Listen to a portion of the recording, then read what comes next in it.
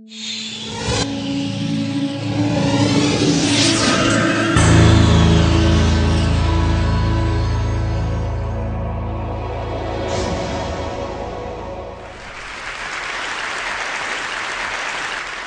I wanted to start with the question, when was the last time you were called childish? For kids like me, being called childish can be a frequent occurrence. Every time we make irrational demands, exhibit irresponsible behavior, or display any other signs of being normal American citizens, we are called childish. Which really bothers me. After all, take a look at these events. Imperialism and colonization, world wars, George W. Bush. Ask yourself, who's responsible? Adults. Now, what have kids done? Well, Anne Frank touched millions with her powerful account of the Holocaust. Ruby Bridges helped to end segregation in the United States. And most recently, Charlie Simpson helped to raise 120,000 pounds for Haiti on his little bike. So as you can see evidenced by such examples, age has absolutely nothing to do with it. The traits the word childish addresses are seen so often in adults that we should abolish this age discriminatory word when it comes to criticizing behavior associated with irresponsibility and irrational thinking.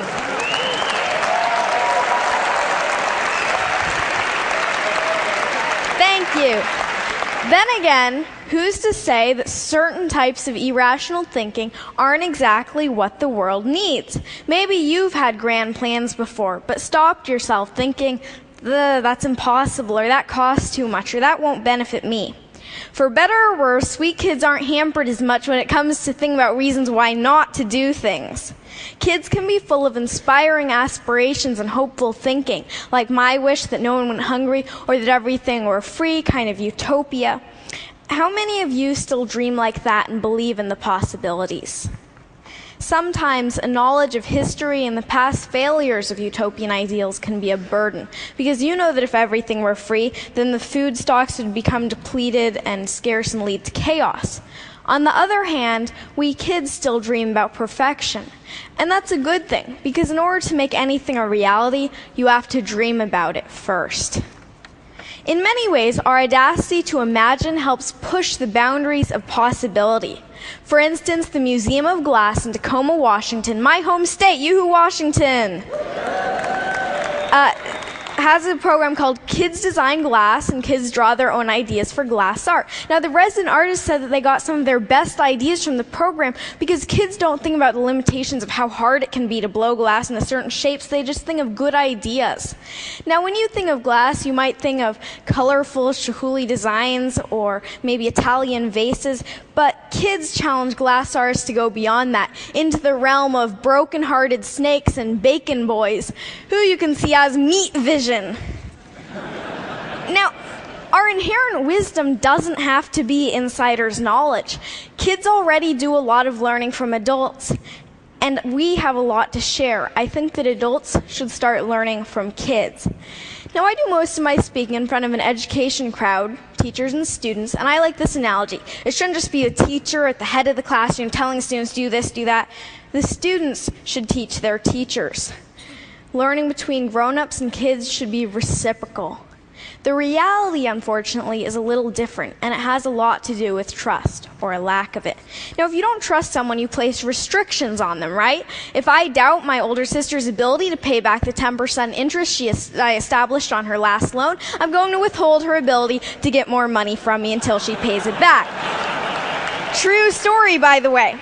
Now, adults seem to have a prevalently restrictive attitude towards kids, from every don't do that, don't do this in the school handbook, to restrictions on school internet use. As history points out, regimes become oppressive when they're fearful about keeping control. And although adults may not be quite at the level of totalitarian regimes, kids have no or very little say in making the rules, when really the attitude should be reciprocal, meaning that the adult population should learn and take into account the wishes of the younger population. Now, what's even worse than restriction is that adults often underestimate kids' abilities. We love challenges, but when expectations are low, trust me, we will sing to them. My own parents had anything but low expectations for me and my sister. Okay, so they didn't tell us to become doctors or lawyers or anything like that. But my dad did read to us about Aristotle and pioneer germ fighters when lots of other kids were hearing the wheels on the bus go round and round. Well, we heard that one too, but pioneer germ fighters totally rules. I loved to write from the age of 4, and when I was 6, my mom bought me my own laptop equipped with Microsoft Word. Thank you, Bill Gates, and thank you, Mom. I wrote over 300 short stories on that little laptop, and I wanted to get published. Instead of just scoffing at this heresy that a kid wanted to get published or saying, wait until you're older, my parents were really supportive. Many publishers were not quite so encouraging. One large children's publisher ironically saying that they didn't work with children. Might want a children's publisher not work with children. I don't know, you're kind of alienating large client there. Now, one publisher, Action Publishing, was willing to take that leap and trust me and to listen to what I had to say. They published my first book, Flying Fingers, you see it here, and from there on it's gone to speaking at hundreds of schools, keynoting to thousands of educators, and finally today, speaking to you. I appreciate your attention today because to show that you truly care, you listen. But there's a problem with this rosy picture of kids being so much better than adults. Kids grow up and become adults just like you. Or just like you? Really? The goal is not to turn kids into your kind of adult, but rather better adults than you have been, which may be a little challenging considering your guys' credentials. But the way progress happens is because new generations and new eras grow and develop and become better than the previous ones. It's the reason we're not in the dark ages anymore. No matter your position or place in life, it is imperative to create opportunities for children so that we can grow up to blow you away. Adults and fellow Tedsters, you need to listen and learn from kids, entrust us and expect more from us. You must lend an ear today because we are the leaders of tomorrow, which means we're going to be taking care of you in your old and senile. No, just kidding. Actually, no, really, we are going to be the next generation, the one who will bring this world forward. And in case you don't think that this really has meaning for you, remember that cloning is possible, and that involves going through childhood again, in which case you will want to be heard just like my generation.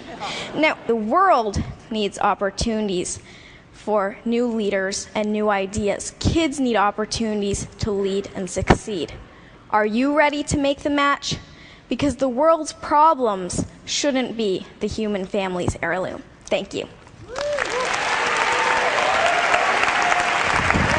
Thank you.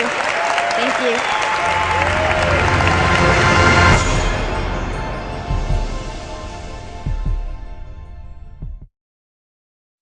The electric grid was conceived in the age of Edison, designed in the age of Eisenhower, installed in the age of Nixon, and it has not been upgraded since. It's just not able to keep up with modern needs.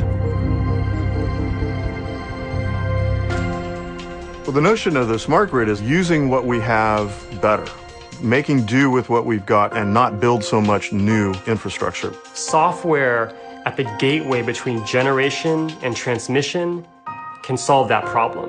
The smart grid is actually a bunch of smart devices connected over a network to a bunch of computers. And the computers crunch all this data and then are able to optimize the system. What we're working on is helping utilities see what's actually happening in real time in terms of the flow of electricity between all those devices. Benefits the consumers, benefits the environment, all because of things we can now see that we couldn't see before. On the Olympic Peninsula, P&L's goal was to make the smart grid tangible.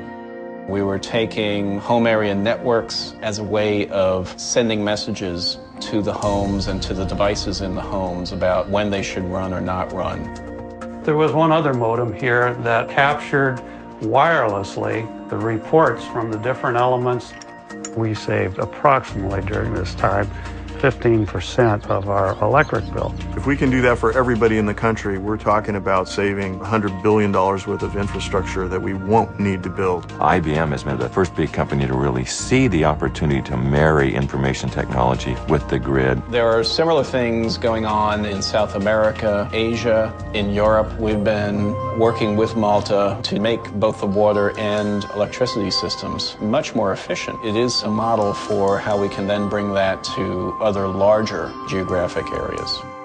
The path forward to a smart grid is actually quite clear. We upgraded our telecommunications networks, our satellite networks, and we can do the exact same thing with a smart grid. A wind plant will go up and down by the minute. A solar plant will go up and down as clouds go over. So having a grid that can flex itself and manage these kinds of things is critical. We need to be planning for the kind of future that we say we want, which is an era of cheap, reliable, clean electricity for decades to come.